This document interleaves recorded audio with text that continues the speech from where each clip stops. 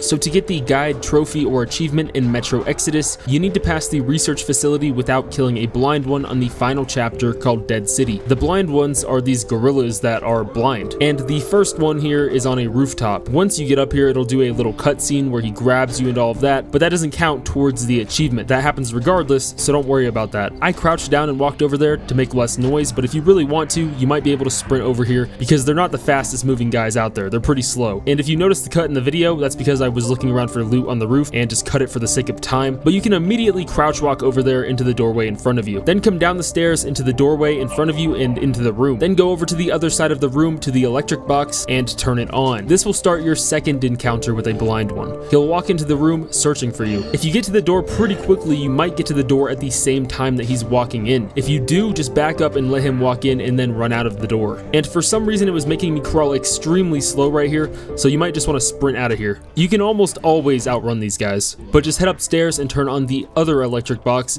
by hitting the switches, and it'll open up a gate and you can walk up some more stairs. Make sure you're saving after every blind one encounter. That way, if you have to load back, you don't lose a lot of progress and have to do these again. Once you get in the room, you'll have a very quick cutscene sort of thing, and you'll actually get a few of these throughout this whole little segment, but I'll be skipping them so you can see them for yourself. But once that's over, the blind one should walk in, and we need to go through the door that he came through. And you can actually see how easy it is to run past these guys because he almost catches me and walks up to me, but I just sprint around him and head through the doorway. After that, just follow the path that I take through this room leading to a set of stairs, and then you can go to the right and all the way up the stairs, and in the next room will be another cutscene, and you just want to take a left to go outside down the little ramp here. And once you get in the room, there will be another blind one, or at least I think there was. I just followed my compass and didn't even see him, so if you move quickly enough through the doorway, you won't even have to encounter him. But just come down the stairs and into the next door, and you'll need to make your way through this cluster of dead bodies, and you'll get another cutscene here, but just keep on going through, and this is where you'll have two blind ones trying to get you. This is probably the worst part,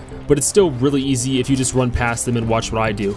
Just run in and immediately take a right and hit the electrical box, and while you're doing this, you're probably going to be wondering why the blind one's footsteps are getting pretty loud, and that's because he's sitting right behind you. Just run past him and take a right through the doorway and up the stairs, and then take a left over here to the electrical box, and while you hit that, they'll be behind you again, but just run past them off of the ledge and back through the doorway we went through that had these stairs. But instead of taking those stairs, we're going to take a right and go up the other flight of stairs that we haven't gone up yet. That'll lead to a doorway containing some more stairs, and once you get up here, you should be safe, but make sure you save so you don't have to go through that heart attack again. And after that, you're good to go. Those are the last blind ones that you need to evade. If you run past any other ones later on, like in a cutscene, that's fine, and it doesn't count towards your achievement. You should get the achievement in a few minutes after this entire little mission. I would show you exactly when I got it, but that'd kind of be major spoilers. But basically, after leaving the building, not after finishing the entire chapter, once you leave the building, you should get the achievement. But thanks for watching, guys. If this video helped, don't forget to leave a like. See ya.